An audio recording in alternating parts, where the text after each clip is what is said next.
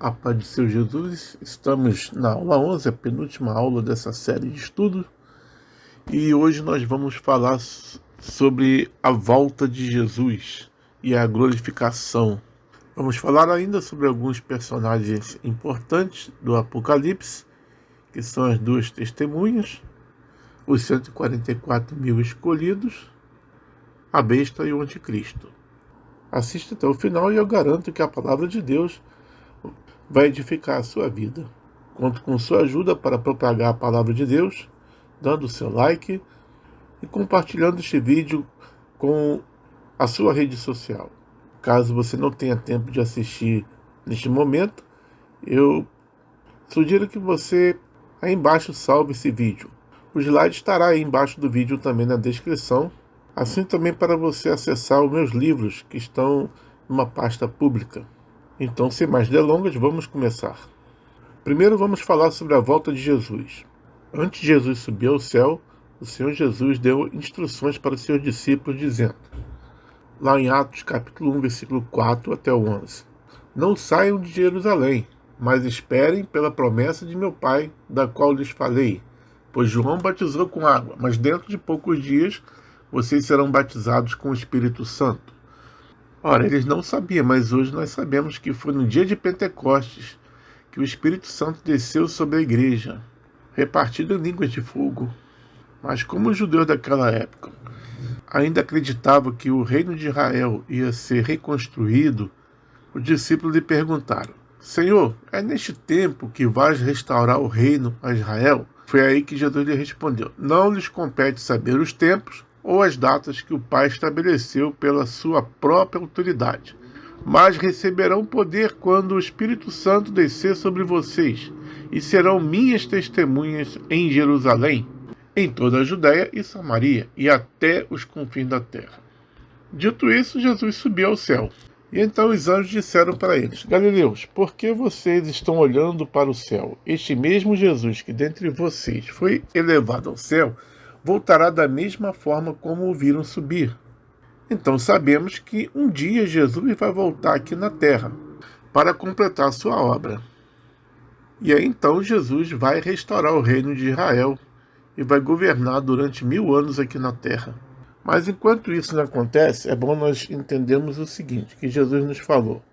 Bom, primeiro, não compete a nós saber a data que o Senhor Jesus voltará. Essa data está nas mãos de Deus Pai.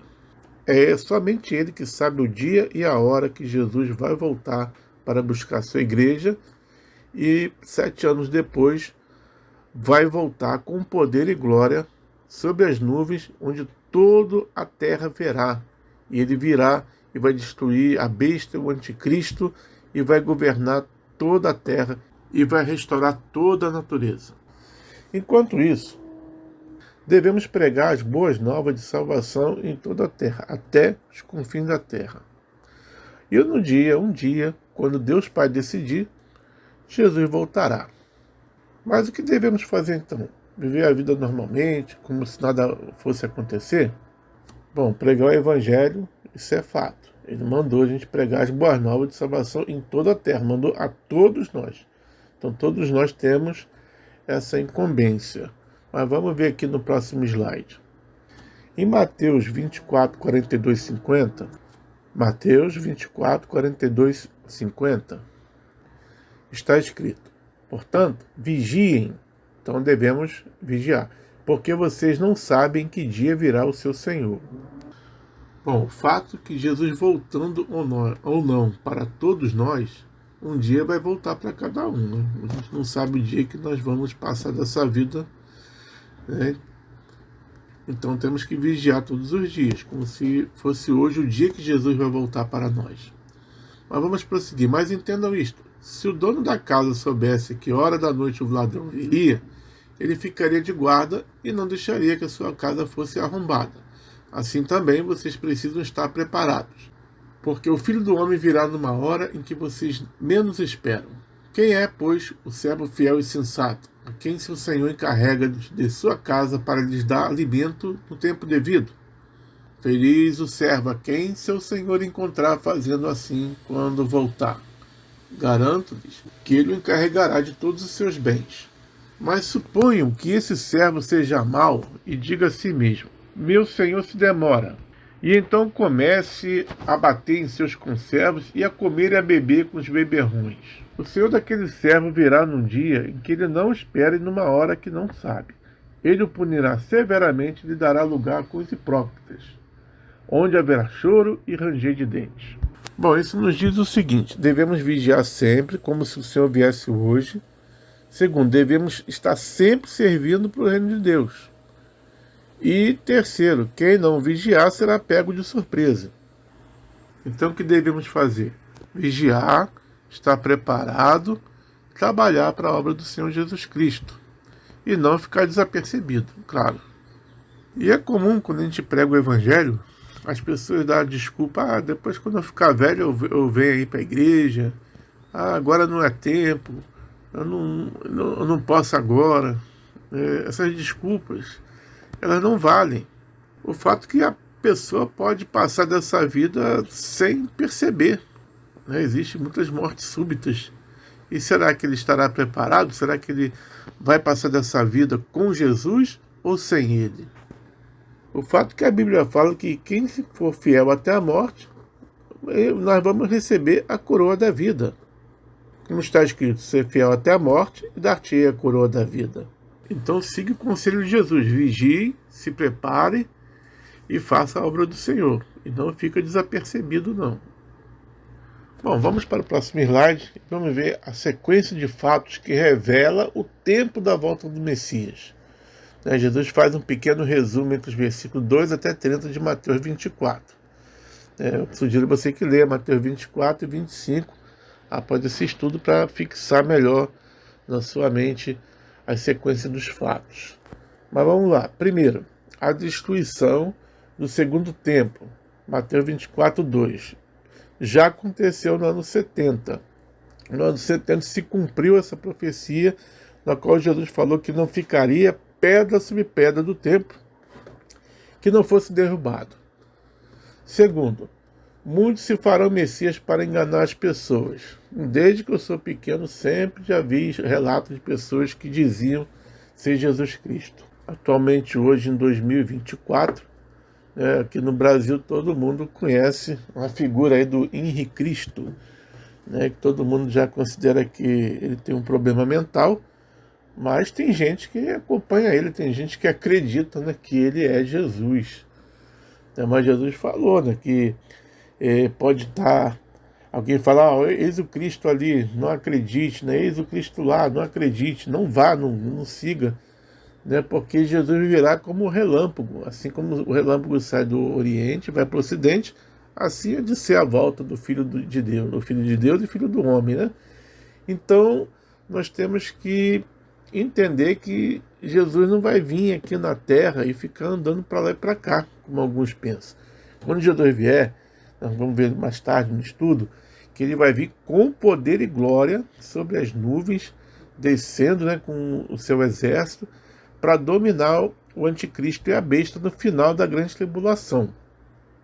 Outra coisa que ele falou, que antes da volta dele, ia haver guerras, rumores de guerras, nação contra nação, fomes e terremotos em vários lugares. Mas ele falou que isso seria o início das dores de parto. O início, não é o final, é apenas o princípio das dores. Lá em Apocalipse, nós vemos falar sobre 3 grandes dores, que chama de 3 ais, que nós vamos ver na última aula. Nós vamos falar sobre isso, quando a gente detalhar um pouquinho o Apocalipse. Mas, antes do arrebatamento, existe o princípio das dores. Em meu ver, iniciou na Primeira e Segunda Guerra Mundial. Porque depois da Primeira e Segunda Guerra Mundial, começou a acontecer muitas coisas, muitos sinais que relata a volta de Jesus. Uma delas é a volta do povo de Israel para a sua terra de Israel. O que aconteceu, onde Israel se formou nação em 1948, num só dia, como diz lá em Isaías. Quem diria que num só dia se formasse uma nação, mas depois que Israel esteve as dores de parto, se formou uma nação. Bom, e como ele fala da sua volta, não fala o momento do arrebatamento, mas fala da sua volta, ele também fala da perseguição, versículo 9 e 10, perseguição da igreja. Acredite-se que aqui já faz parte da grande tribulação, após o arrebatamento da igreja de Filadélfia e rejeição da igreja de Laodiceia. Por quê? A igreja de Filadélfia, tido no Apocalipse, que ia ser livrado da ira futura, sendo que a igreja de Laodiceia está escrito que vomitar-te-ei de minha boca, ou seja, te rejeitarei. Então, a igreja de Laodiceia é a igreja que vai ficar na grande tribulação, segundo a visão nossa, os pré-tribulacionistas. Tem gente que não crê assim, mas eu estou passando aqui a visão pré-tribulacionista, deixando claro aqui, que caso você não seja da pré-tribulacionista, eu respeito a sua opinião, porque Apocalipse realmente são interpretações, mas eu defendo essa tese porque eu não consigo enxergar diferente, mas tudo bem, vamos prosseguir. Então a igreja de Laodiceia, ela vai ser rejeitada, vai ficar aqui na terra, e aí o anticristo, ele vai vir, e vai perseguir essa igreja que vai ficar. E com isso, as profecias bíblicas se cumprirão ao pé da letra, que nós vamos ver algumas coisas aí a respeito disso aí mais adiante. O quinto ponto é que o mundo vai ficar tenebroso, que a maldade, a iniquidade vai estar imperando. Então nós cremos que realmente ali na grande tribulação, está sendo falado aí versículo 10 a 13 também, da grande tribulação, haverá falsos profetas, vários enganos, o amor se esfriará.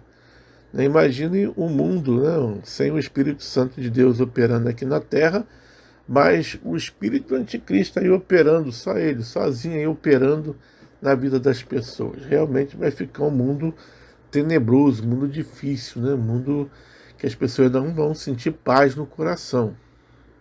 Mas no versículo 14 nós vemos algo interessante, que durante a perseguição a igreja vai continuar pregando em toda a terra, ou seja, a igreja de Laodiceia, ela vai provar o ouro pelo fogo, vai receber colírio para que eles possam ver, ou seja, cumprindo o que está escrito para a igreja de Laodiceia lá em Apocalipse.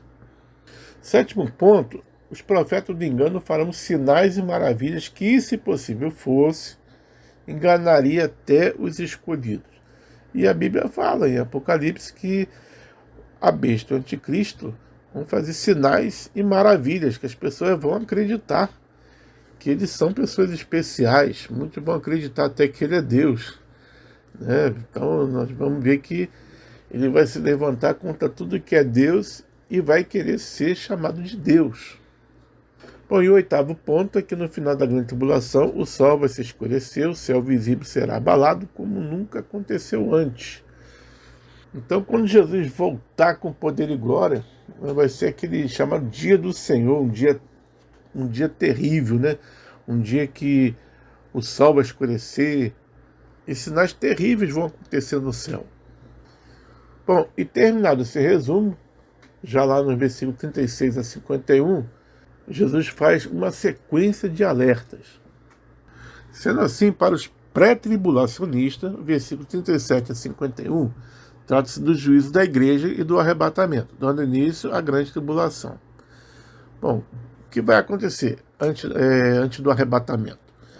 O mundo estará normal, as pessoas estarão no seu dia a dia. Então não vai ter aquela guerra, não vai ter momentos assim que todo mundo está esperando. Foi como foi nos dias de Noé, sem se preocupar com a vida espiritual e sim com a vida terrena. As pessoas vão estar vivendo sua vida normalmente. É o que tem acontecido hoje. São poucas as pessoas que estão se preparando, buscando a leitura da palavra de Deus, buscando a Deus, tentando se desligar ao máximo das coisas aqui desse mundo, dos prazeres mundanos, do amor ao dinheiro, tentando buscar mais o lado espiritual. A gente tem visto que a maioria das pessoas, até dentro da igreja, estão preocupados em ganhar dinheiro, estão preocupados em fazer a vida, estão preocupados em viver normalmente. Então estão vivendo uma época semelhante do tempo de Noé. Mas Jesus alerta que, no ponto 2 aí, que num piscar de olhos, ao mesmo tempo, todo mundo, um será tomado e o outro deixado. Por que ao mesmo tempo? Porque você percebe que Jesus fala de um que estava no campo, né? Um será tomado, o outro será deixado. Você percebe que o outro vai estar dormindo, um será tomado, o outro será deixado. Você percebe que o outro vai estar moendo, um será tomado, o outro será deixado. Ou seja, questão do fuso horário. Por exemplo, meia-noite aqui no Rio de Janeiro, 3 horas da manhã lá em Londres, 6 horas da tarde em Los Angeles. Ou seja, no mundo todo existe madrugada, dia, manhã, tarde e noite, né? Na mesma hora. Na mesma hora, em algum lugar é madrugada, na mesma hora em algum lugar é dia, na mesma hora em algum lugar é de manhã e o outro é de tarde, e no mesmo lugar é noite. Então nós percebemos que vai ser num piscar de olhos, realmente num piscar de olhos vai acontecer o arrebatamento da igreja. Em Mateus 25, de 1 a 13, Jesus faz alegoria aí sobre as 10 virgens e a boda do casamento, né? As bodas em Israel, nos tempos antigos, duravam 7 dias. E como nós sabemos que está faltando 7 dias para se cumprir a visão de Daniel sobre as 70 semanas de ano, sabemos que cada dia significa um ano. Então nós cremos, né, que as bodas de casamento estará acontecendo lá no céu, com os arrebatados, durante 7 anos, enquanto a grande tribulação está acontecendo aqui na terra durante esses mesmos 7 anos. Jesus também fala de um juízo, prestação de contas, né? Quem fazia e quem deixou de fazer a obra. Mateus 25, 14 até 30. E você percebe que a igreja de Filadélfia é a igreja fervorosa, ou seja, aquela igreja que faz a obra de Deus constantemente. Já a igreja de Laodiceia é aquela igreja do oba-oba, né? Aquela igreja que acha que não precisa de mais nada porque já está rica. É só viver como tem vivido naturalmente. Então nós percebemos aí um juízo da igreja. Eu creio que esse juízo é feito realmente no dia do arrebatamento, né, onde Jesus escolhe quem vai subir e quem vai ficar e ter que lutar contra as forças do anticristo aqui na terra, e não negar o nome de Jesus e nem aceitar a marca da besta. Já nos versículos 31 até 46, é quando o Filho do Homem vier em sua glória, né? Ou seja, o final da grande tribulação. Bom, ali o que vai acontecer? As nações serão julgadas, quem poderá ou não entrar no milênio. Versículo 31 a 40 diz que quem ajudar os servos poderão entrar. E versículo 41 a 46 diz que quem não ajudar os servos não poderão entrar. Aqui eu vou dar uma opinião minha, né, do que eu creio que significa isso. Na Segunda Grande Guerra Mundial, muitos judeus eles eram perseguidos e tentavam achar eles, encontrar eles, e que queriam eliminar os judeus. Mas dentro da própria Alemanha nazista existiam pessoas dispostas a ajudar os judeus. Então eu creio que durante a grande tribulação a igreja vai ser perseguida, mas vai ter gente disposta a ajudar também os cristãos aqui na terra. E então vai ter uma grande surpresa quando Jesus voltar com poder e glória. Quando ele fizer o julgamento das nações, ele vai falar: porque tive fome e me deste de comer, tive sede e me deste de beber, estava nu e me cobriste. Então vão perguntar: quando é que nós fizemos isso? Vão ficar até espantados: eu fiz uma coisa boa, né? Mas Jesus falou: quando vocês fizeram a um dos meus pequeninos, fizeram a mim. E semelhante modo, o versículo 41 a 46, tem aqueles que não vão ajudar os servos, então esses não poderão entrar. Eu creio que a interpretação seja essa, mas você pode até discordar, achar que é outra coisa, mas eu digo, quando é fato, eu falo é fato, mas quando é interpretação, nós precisamos saber essa confirmação. E só vai saber essa confirmação, depois que acontecer. É como Jesus falou, que é necessário que a semente cresça na terra, morresse, para que pudesse germinar e gerar uma árvore que pudesse dar bastante folhas. e frutos. E quando Jesus falou isso, ninguém entendeu. Mas quando Jesus morreu, ressuscitou ao terceiro dia, e depois formou a igreja, e hoje nós vemos aí como é o tamanho da igreja, nós entendemos que Jesus estava falando da sua própria morte. E quando ele falou, ninguém entendeu, ninguém conseguiu entender o que ele estava falando. Mas depois que aconteceu, entenderam, realmente a palavra de Deus se cumpriu. É a mesma coisa aqui, quando acontecer isso, as pessoas vão entender, realmente a palavra de Deus se cumpriu. Eu creio que será em relação a isso por causa do contexto. Mas vamos prosseguir. No mundo existem dois relógios. O relógio dos judeus, de Israel, né? E o relógio dos gentios.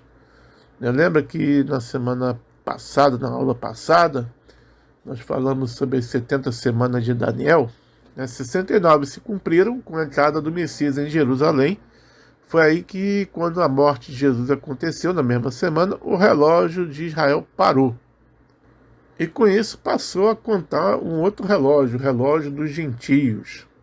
Lá em Romanos 11:25, Paulo fala, irmãos, não quero que ignorem este mistério, para que não se tornem presunçosos.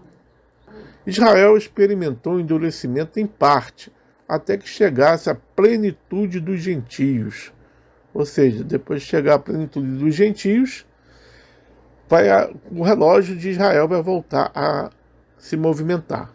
E quando será isso? Mateus 25:6 diz, à meia-noite ouviu-se um grito. O noivo se aproxima. Saiam para encontrá-lo. E o que significa essa meia-noite? A meia-noite significa um momento de maior trevas espirituais. Porque no globo da Terra, justamente onde você estiver for meia-noite, é o ponto de maior trevas físicas, né? Onde o sol está mais afastado do seu ponto. Então nós cremos que no mundo espiritual, a meia-noite será o momento de maior trevas espirituais. Momento em que o amor de muitos já se esfriou, as pessoas não têm mais compaixão umas com as outras, né? A imoralidade é muito grande, né? Então creio que a gente está vivendo um momento assim parecido, né? Mas vamos prosseguir para o próximo slide. Vamos ver a revelação de João, né, apontando para os 7 períodos da igreja antes das bodas do Cordeiro. Está em Apocalipse 19:9, dizendo assim, e disse-me, escreve, bem-aventurado aqueles que são chamados à ceia das bodas do Cordeiro. E disse-me, estas são as verdadeiras palavras de Deus. Nos primeiros capítulos de Apocalipse, nós vemos 7 cartas, as 7 igrejas. Tem a igreja de Éfeso, Esmirna, Pérgamo, Tiatira, Sardes, Filadélfia e Laodiceia. E segundo os estudiosos, cada igreja aí representa um período da igreja, né? Por exemplo, a igreja de Éfeso representou o período do ano 30 a 100, que é a igreja apostólica, aquele momento ali que passou um tempo eles perderam ali o primeiro amor. Mas depois veio a igreja de Esmirna no ano 101 a 312, onde a igreja foi perseguida. Então a igreja ficou mais fervorosa ali, porém foi o momento de maior perseguição da igreja. Então a igreja é perseguida. Você vê o que diz lá, você pode ler em Apocalipse, nas 7 cartas. Eu não vou ler aqui tudo porque a gente não daria tempo. Você lê aí, trabalho de casa aí para você. Então a igreja de Esmirna, ela fala da igreja perseguida. E realmente no ano 101 a 312, nós vemos uma perseguição muito grande da igreja. Depois vem a igreja de Pérgamo. E nós reparamos que se representa do ano 303 a 590. Foi quando a igreja se uniu ao Estado. Constantino aceitou a igreja como oficial no seu governo. Foi aí que a igreja se uniu ao Estado. Mas com isso veio a doutrina de Balaão. O que é a doutrina de Balaão? Tropeço com a idolatria. O profeta ali, nos tempos antigos, né, quando Israel estava entrando ainda em Canaã, o profeta ele foi alugado para proferir palavras de maldição contra Israel, e ele não conseguia. Então a única coisa que ele conseguiu foi ensinar como o povo ia ser derrubado. Ele falou, faz uma festa aí com os ídolos, e quando eles participarem da festa, né, Deus vai se irar com eles e vai deixar eles, e eles não vão ficar desprotegidos, e aí vocês podem ir lutar com eles. E aconteceu, tudo conforme Balaão falou, eles entraram ali na idolatria e aquele momento ali foi um momento de derrota. Eles conseguiram derrotar bastante gente do exército de Israel. Mesma coisa aí na igreja de Pérgamo, na época da união da igreja com o Estado, começou a acontecer coisas em relação à idolatria, na época em que os deuses pagãos foram transformados em santos, e as datas pagãs em datas santas também. Coisas que eram datas que eram homenagem a deuses pagãos, passou a ser em homenagem a coisas sagradas. E sabemos que Deus não tolera a idolatria, né? Bom, já a igreja de Tiatira está do ano 591 a 1517, que é a igreja da Idade Média. É uma igreja corrupta, uma igreja idólatra. Eles toleravam Jezabel. Jezabel tem a ver com prostituição, tem a ver com idolatria, né? Então era uma igreja completamente idólatra, do ano 591 a 1517. Aí vem a época da reforma para acabar com esse problema da idolatria, que representa a igreja de Sardes, que vai de 1517 a 1730. Só que é dito em Apocalipse que as obras dessa igreja eram imperfeitas. Imperfeita porque nós podemos perceber que existiu várias divisões, né? Aí começou a formar as denominações, foi aí que começou a separar uma igreja da outra, e começou a ter a divisão, porque eram imperfeitas suas obras.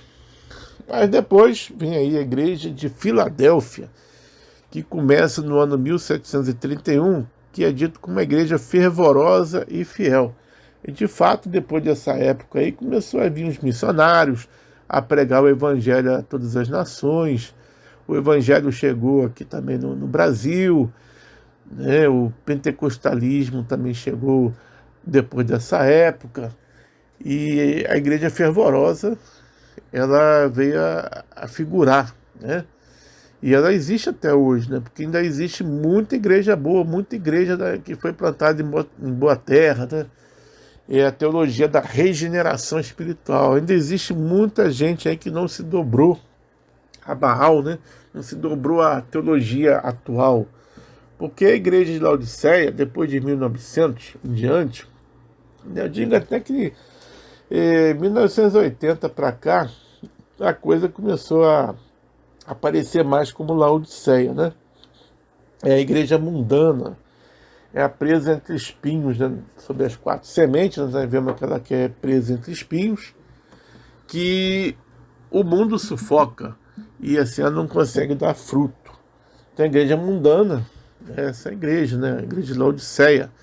Você percebe que tem essa teologia da prosperidade, né? ênfase na riqueza, né? Dá 10, você vai receber 100, dá 100, vai receber 1000, né? Então tem todo esse fermento das doutrinas espirituais. Você vê que Jesus ele não pregou a favor da riqueza, pelo contrário, né? Jesus ele falou, cuidado com a incerteza das riquezas. Jesus falava, mais fácil um camelo entrar pelo fundo de uma agulha, né? Que é aquela pedra onde o camelo entrava na cidade, tinha que se abaixar até o chão, né, para conseguir passar, e era com muita dificuldade. Ele falou, mais fácil um camelo entrar pelo fundo de uma agulha do que um rico entrar no reino dos céus, né? Porque o rico ele costuma ficar seguro com a sua própria riqueza. E você percebe que são poucos os ricos que buscam a Deus, são poucos aqueles que creem em Jesus como Salvador. Realmente. E na teologia da prosperidade, bota as pessoas para buscar o dinheiro. Só fala dinheiro, dinheiro, dinheiro, dinheiro, e você vai ser próspero, e você vai conseguir comprar isso, comprar aquilo, mas não fala sobre a regeneração espiritual, não fala sobre a doutrina verdadeira da palavra de Deus, que é o novo nascimento, a transformação. Se você, por acaso, você tem dinheiro, você é rico, né? Então, o que você tem que fazer com esse dinheiro? Você tem que ajudar, né? Ajudar a obra de Deus, ajudar as pessoas, realmente, né? Ajudar a cumprir o ID de Jesus. Tem muitos missionários aí que precisam de ajuda. Aí embaixo do vídeo aí eu coloquei aí um missionário que eu selecionei, que eu ajudo também, um missionário que está distribuindo Bíblias lá na Tanzânia, né? Então você precisa, se você tem dinheiro, você use o seu dinheiro para a obra de Deus, use o seu dinheiro só para você, né? Sabe que você é dispenseiro de Deus. Se Deus colocou isso nas tuas mãos, então você tem que fazer bom uso, né? Claro, você pode viajar, passear, sem problema, mas não use só os seus recursos para você mesmo. Ajude um missionário, ajude uma causa da obra de Deus, né? Faça algo diferente, não tenha amor às riquezas, não tenha amor ao dinheiro. Porque eu creio assim no meu coração que quem tiver amor ao dinheiro são aqueles que não vão subir. É a igreja de Laodiceia, né? Dizia no seu coração: rico sou e de nada tenho falta, né? Então, eu quero estar na igreja de Filadélfia e não da de Laodiceia, porque, a meu ver, a igreja de Filadélfia é que vai subir, vai ser tomada da terra. E a igreja de Laodiceia vai ser deixada na terra, porque está escrito lá, né? Rejeitar-te-ei da minha boca. Mas vamos prosseguir para o próximo slide. Bom, sinais que precedem o arrebatamento e o surgimento do anticristo. 1 Tessalonicenses 4, 15 até 17. Dizemos a vocês, pela palavra do Senhor, que nós, os que estivermos vivos, os que ficarmos até a vinda do Senhor, certamente não precederemos os que dormem. Pois, dada a ordem, com a voz do arcanjo e o ressoar da trombeta de Deus, o próprio Senhor descerá dos céus, e os mortos em Cristo ressuscitarão primeiro. Depois nós, os que estivermos vivos, seremos arrebatados com eles nas nuvens, para o encontro com o Senhor nos ares. E assim estaremos com o Senhor para sempre. E isso, qual tempo vai levar isso dos mortos que morreram em Cristo? São os vivos, né, que morreram em Cristo. Vão ressuscitar, né, e depois nós vamos subir junto com ele. Vai ser num piscar de olhos. O arrebatamento vai ser num piscar de olhos. Esse nosso corpo aqui, ele vai deixar de existir, porque nós vamos receber um corpo novo, um corpo glorificado. E aqueles que morreram antes de nós, primeiramente, antes de nós recebermos o corpo glorificado, eles vão receber esse corpo primeiro. Depois de eles receberem esse corpo glorificado, nós vamos receber também, e todos juntos vamos subir. E aqui está um detalhe, né? Será que você vai participar da volta do arrebatamento da igreja? Com certeza, né? Mesmo que você morra antes, depois que você ressuscitar, você vai ser arrebatado juntamente com aqueles que estiverem vivos naquele dia. Então Jesus volta para a nossa época, independente se vai ser hoje, se vai ser daqui a 10, 50, 100, 1000 anos, não importa, né? O dia e a hora não importa para nós, não cabe a nós. Mas todos nós seremos arrebatados, todos nós que temos Jesus como Senhor e Salvador de nossa vida, seremos arrebatados naquele dia, conforme 1 Tessalonicenses, capítulo 4, versículo 15 até 17. Então vamos ver aí os sinais que precedem o arrebatamento, né, e o surgimento do anticristo, porque o anticristo só vai poder surgir depois que a igreja for arrebatada. Nós vamos ver isso daqui a pouquinho. Mas vamos lá, princípio das dores, né? Que a grande tribulação são as dores, né? Princípio das dores. Guerras, rumores de guerras. Está acontecendo? Tá, né? Fome. A gente vê na Terra toda, existem lugares que as pessoas passam fome. Terremotos. Nós temos vindo a aumentar, né, a cada dia, né? Restauração de Israel, a figueira, Isaías 66, 8. Em 1948 se cumpriu essa palavra. E já se passaram mais de 70 anos, né, que aconteceu isso. Apostasia. 1 Timóteo 4, versículo 1. Apostasia da igreja.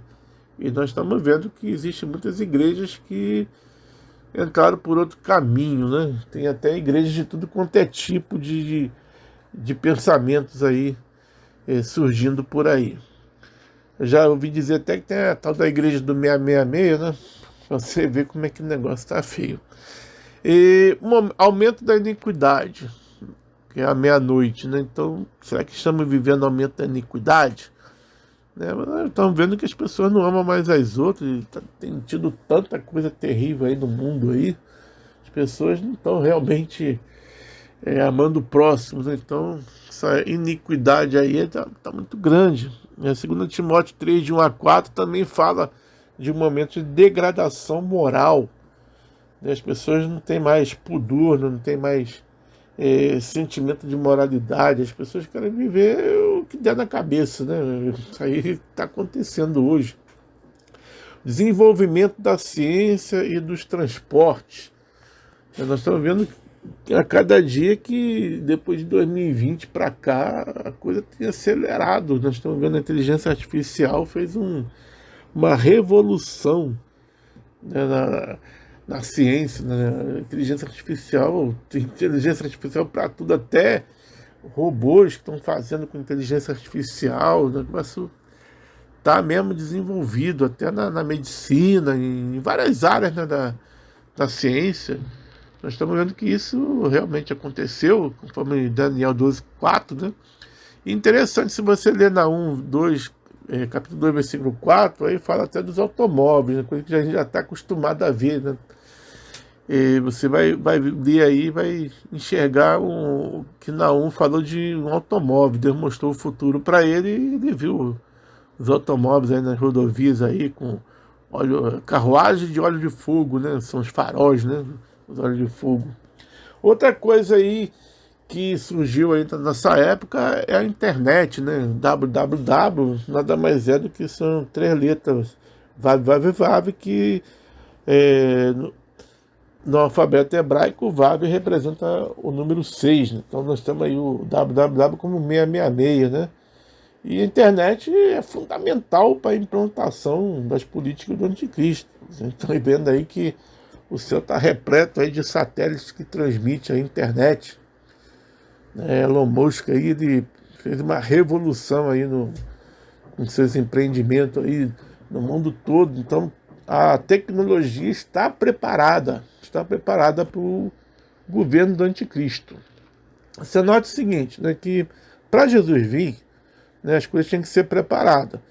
Aí veio o Império Grego e começou a fazer as estradas, obrigou todo mundo a falar uma só língua, isso ajudou a propagação do Evangelho. Então você vê que o mundo se preparou para Jesus vir. E da mesma maneira, o mundo tinha que se preparar também para o anticristo vir governar a Terra, né? E nós estamos vendo aí que está tudo preparado, só falta mesmo a ordem de Deus, né? Nós não sabemos o dia nem a hora, mas Jesus mesmo falou, ó, vocês olham para o céu, sabem quando vai chover, né? Existem sinais nos céus e na terra, existem sinais que apontam que estamos vivendo um momento crítico, um momento que pode acontecer a qualquer hora, a ordem de Deus de buscar a igreja e começar aí a grande tribulação, né, com algum acordo de paz lá em Israel, né, com todas as nações árabes. Nós estamos vendo isso acontecer, estamos vendo o desenrolar das coisas, estamos vendo aí o que aconteceu na Síria, né? Parece que esse governo aí vai ser um governo mais maleável, propenso a buscar a paz também, né, pelo que eu ouvi os discursos aí daquele homem lá que tomou o poder, né? Então nós vemos que há muito vestígio aí de paz com Israel. Esse homem aí que tomou o poder da Síria, nós vemos que ele fala em paz com seus vizinhos, né? Ele diz que não quer ter guerra com nenhum vizinho, então ele vai procurar a paz. Então nós estamos vendo aí vestígios de paz, acordo de paz com Israel, né? Ele aponta para esse grande momento, o cumprimento do primeiro selo, onde o cavaleiro branco, né, que busca a paz, ele vai sair e vai ser vencedor para trazer a paz. Nós percebemos, né, que a Arábia Saudita e Israel já possuem um acordo de paz e existe um trabalho em curso para estender aos demais países árabes, né? Então existe um acordo, né? Somente o Irã no momento está atrapalhando esse acordo. Então, com a saída da Síria, o Irã ficou fraco, quem sabe as coisas vão se desenrolar aí, ou o Irã vai acabar aderindo também a esse acordo de paz, ou vai acabar também acontecendo alguma coisa aí no Irã que tem o governo aí transformado aí em algum momento, né? Bom, outro fato interessante é que no dia 2 de outubro desse ano, né, 2024, quando teve o Ano Novo Judaico, né, o secretário-geral Antônio Guterres, né, Antônio Guterres, reafirmou o compromisso com a paz e a justiça, mencionando a recente Cúpula do Futuro como um marco de esperança para renovar o multilateralismo e fortalecer a cooperação global. Eles têm aí na meta de 2030 o grande reset, né, que a ONU tem proclamado, né, que traz paz, justiça na humanidade. Então todos aí firmados aí para que isso possa acontecer em 2030, né? Isso então mostra o princípio das dores e o princípio das dores aponta também para um momento aí de paz. E a Bíblia também fala, quando se ouvir falar de paz, haverá repentina guerra, né? Então a grande tribulação fala disso, né? De um momento de paz e depois de guerra, né? E os 4 símbolos aí que nós vamos ver na aula futura. Bom, então as dores estão em Apocalipse, na grande tribulação, onde haverá 3 ais, 3 dores, ou seja, 3 grandes dores antes da volta gloriosa do Messias, para lá no final salvar Israel. Então nós estamos vendo que a palavra de Deus se cumpre a cada dia, tem se cumprido e vai se cumprir o que tem que se cumprir. E vamos refletir aqui um momento aqui nesse próximo slide. Sinais dentro da igreja, né? Apostasia da igreja, né? Se desviando da verdadeira fé, né? Então nós temos a teologia da prosperidade, o fermento nas doutrinas, né? O momento das igrejas sem santificação, né? Não sei se você já ouviu falar na teologia da hipergraça. Ou seja, Jesus já morreu na cruz, então você pode fazer o que quiser que já está salvo, né? E não é assim que a palavra de Deus fala. Porque, na verdade, se eu sou salvo, eu tenho o Espírito Santo de Deus. Se eu tenho o Espírito Santo de Deus, o Espírito Santo de Deus vai me conduzir a toda a verdade. O Espírito Santo de Deus é santo. Ele não vai me conduzir à prostituição, não vai me conduzir a coisas erradas, né? O Espírito Santo vai me conduzir à santidade, a buscar a Deus, a fugir do pecado. Então, a pessoa que tem prazer no pecado, essa pessoa não tem Deus, não tem Jesus, né? Então, não adianta falar, eu creio em Jesus. Porque a Bíblia fala que crer em Deus faz bem, né? Até os demônios creem e estremecem, né? Então nós temos que obedecer a Deus, fazer a vontade de Deus, adorar o Senhor, ler a sua palavra, né? Viver uma vida de santificação. Aleluia, né? Então nós estamos vivendo um momento aí da igreja igual a Odisseia, igreja morna, né? Mas, graças a Deus, ainda existe a igreja fervorosa, né? Igual a Filadélfia. São aquelas igrejas que ainda pregam o evangelho, aquelas igrejas que ainda buscam o seu Jesus, né? Existem muitas assim, né? Ainda existem, né? E quando falo igreja, não é igreja especificamente uma denominação em si, né? Estamos falando de igreja invisível, porque dentro de uma igreja, eu creio assim, existem 2 igrejas. Existem pessoas que estão inseridas na igreja de Laodiceia, que não estão nem aí para a hora do Brasil, e tem pessoas que pertencem à igreja de Filadélfia que são fervorosos, né? Eu creio assim. Mas vamos ver aí no próximo slide, né? Sinais que precedem o arrebatamento e surgimento do anticristo. Porque o anticristo só vai poder receber o poder do governo do mundo depois do arrebatamento. Está aí, 2 Tessalonicenses 2, 3 a 12. Né? Ninguém de maneira alguma vos engane, porque não será assim sem que antes venha a apostasia e se manifeste o homem do pecado, o filho da perdição, aí o anticristo, o qual se opõe e se levanta contra tudo que se chama Deus ou se adora, de sorte que se assentará como Deus no templo de Deus, querendo parecer Deus. Não vos lembrais de que estas coisas vos dizia quando ainda estava convosco? E agora vós sabeis o que o detém, para que o seu próprio tempo seja manifestado. Então tem alguém que detém ele, né, para ele pegar esse governo, né?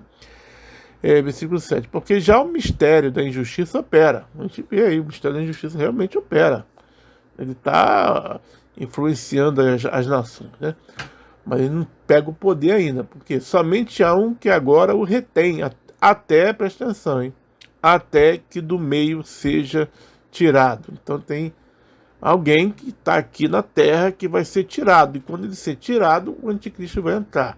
Quem é esse alguém?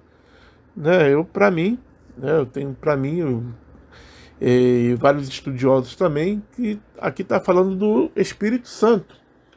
Porque vai chegar um momento que a igreja vai ser arrebatada, o Espírito Santo também vai subir, vai sair daqui da terra, e aí que o anticristo ele vai poder surgir e dominar aqui o mundo, né, o mundo da iniquidade. Porque diz assim: então será revelado o iníquo, a quem o Senhor desfará pelo sopro de sua boca e aniquilará pelo esplendor da sua vinda. Ou seja, no último dia da grande tribulação, Jesus vai vir com poder e glória e vai destruir a besta e o anticristo. Vamos ver isso na aula 12.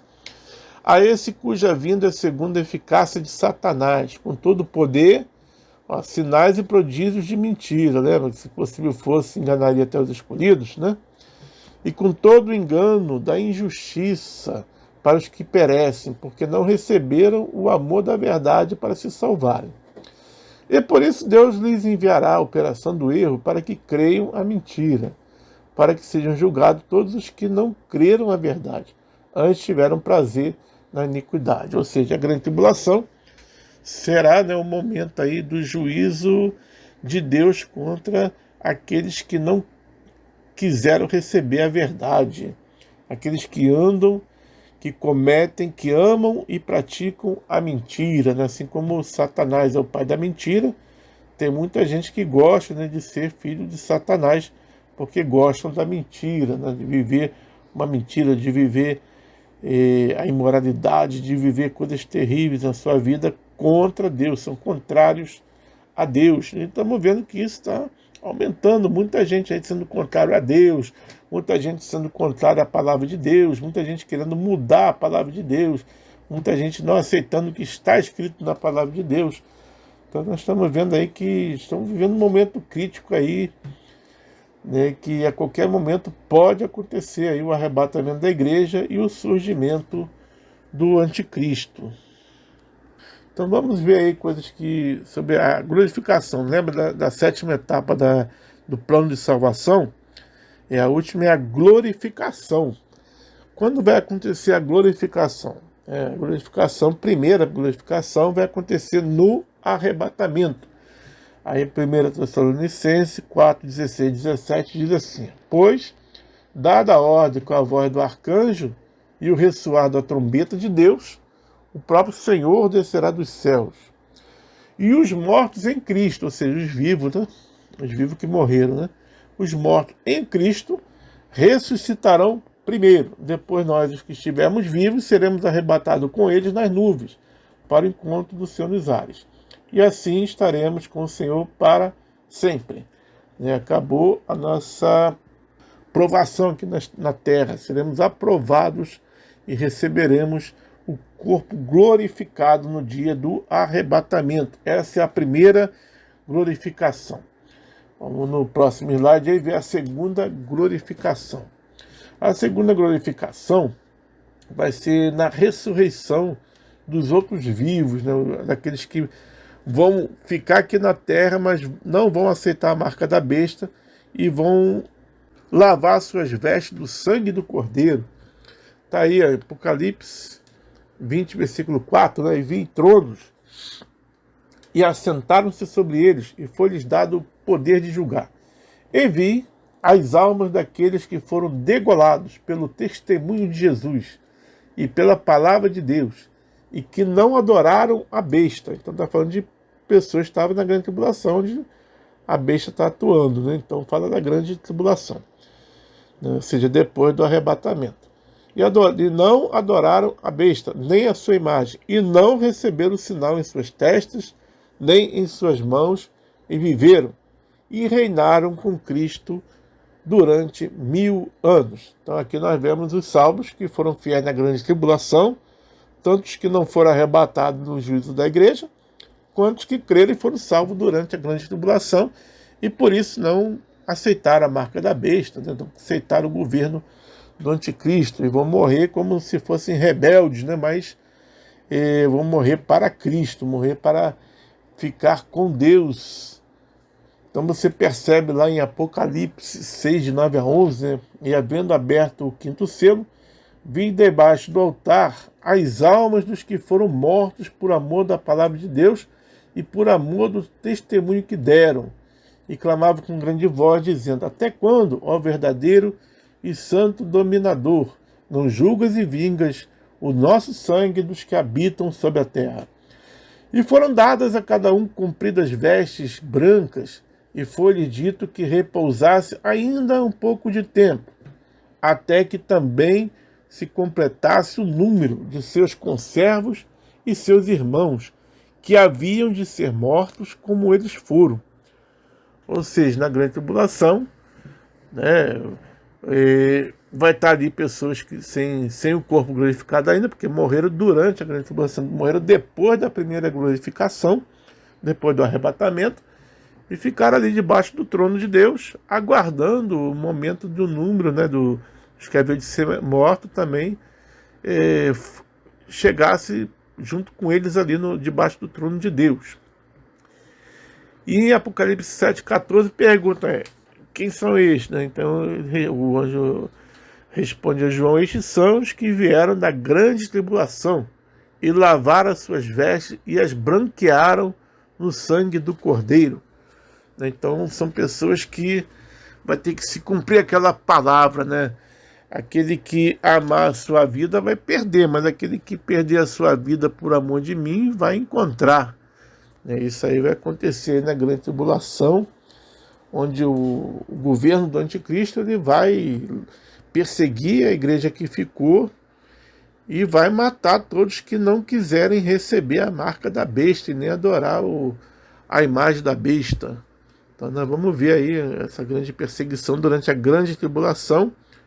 E esses que morreram por causa do testemunho, eles vão descer depois com Jesus, como está lá Apocalipse 20, versículo 4, né, e vão reinar com Cristo durante 1000 anos, né, vão ser auxiliadores de Jesus aqui na terra. E está falando deles, né, tem muita gente que confunde que aqueles que foram arrebatados no dia do arrebatamento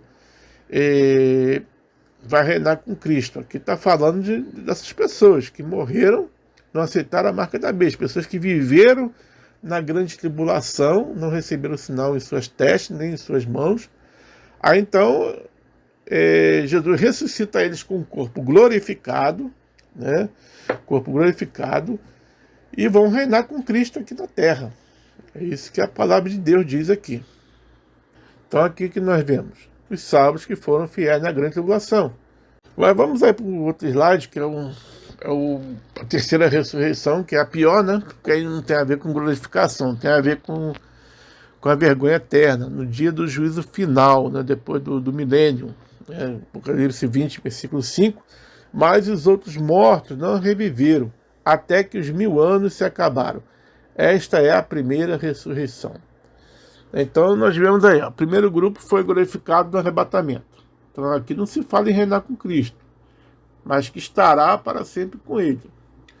O segundo grupo foi glorificado na volta de Jesus com poder e glória. Estavam debaixo do trono de Deus, somente as almas, sem os corpos, né?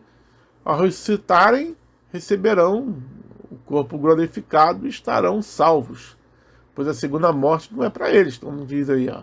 Bem-aventurado santo, aquele que tem parte na primeira ressurreição, sobre estes não tem poder a segunda morte, mas eles serão sacerdotes de Deus e de Cristo e reinarão com ele 1000 anos. Então os demais mortos, que é a parte mais difícil, aí, ressuscitarão no juízo final, para receberem a segunda morte. Apocalipse 20, 13 a 15 diz: e deu mar os mortos que nele havia, e a morte e o inferno deram os mortos que neles havia, e foram julgados, cada um segundo as suas obras. E a morte e o inferno foram lançados no lago de fogo. Esta é a segunda morte. E quem vai ser lançado no lago de fogo? Satanás, né, seus anjos. E diz aí, aquele que não foi achado escrito no livro da vida, foi lançado no lago de fogo. Então você percebe aí, né, que é aqueles que não nasceram de novo, porque o novo nascimento, que Jesus fala lá no livro de João capítulo 3, ele fala que aquele que não nasce da água e do Espírito não pode entrar no reino dos céus.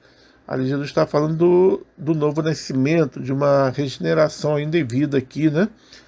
É o momento em que você deixa o mundo e passa a viver para Deus, o momento que você recebe uma natureza divina dentro de você, que é o Espírito Santo de Deus habitando dentro do seu coração.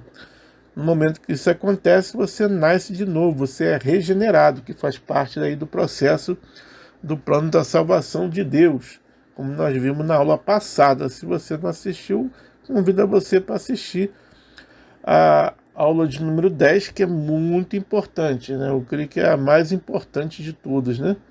Ali eu faço até um resumo de alguns pontos sobre Jesus, né, das demais aulas.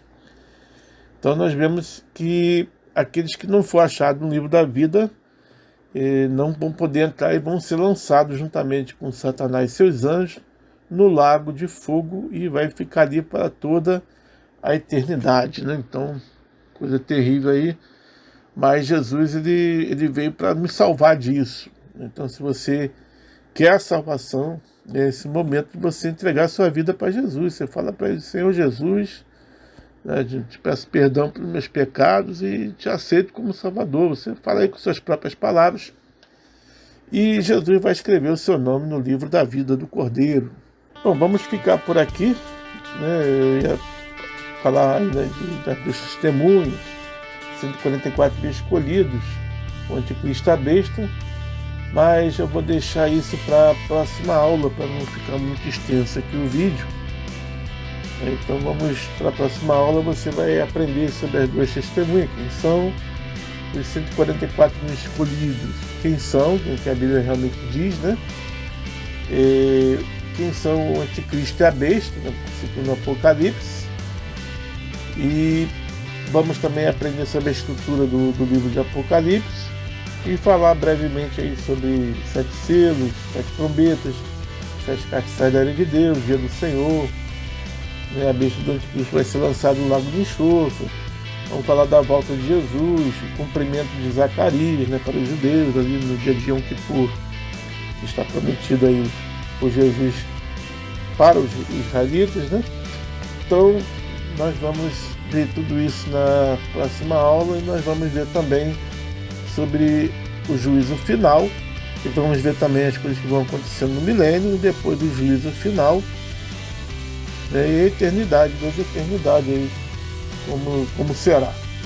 Tudo isso está escrito na palavra de Deus e eu convido a você para assistir na próxima semana aí a próxima aula, a última aula, né, a aula de número 12, a última aula dessa série, e que Deus te abençoe e você possa agora fazer a sua oração aí onde você estiver e falar com Jesus: Senhor, eu te aceito como Salvador da minha vida, eu sei que eu sou pecador, mas peço perdão pelos meus pecados e peço a Ti, Senhor, que o Senhor venha me consertar, venha me transformar, venha escrever meu nome no livro da vida. E busque uma igreja que crê em Jesus como Salvador, onde você estiver. E se você quiser uma ajuda aqui do pastor Márcio, né?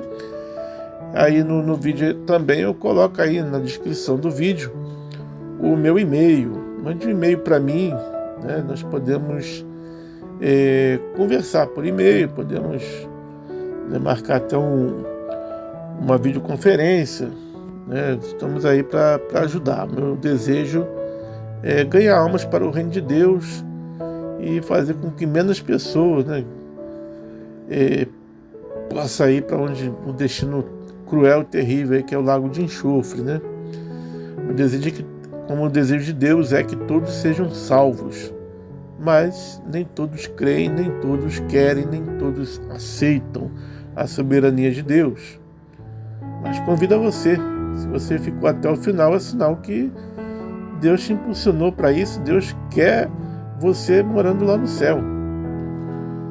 Que Deus te abençoe e até a próxima aula.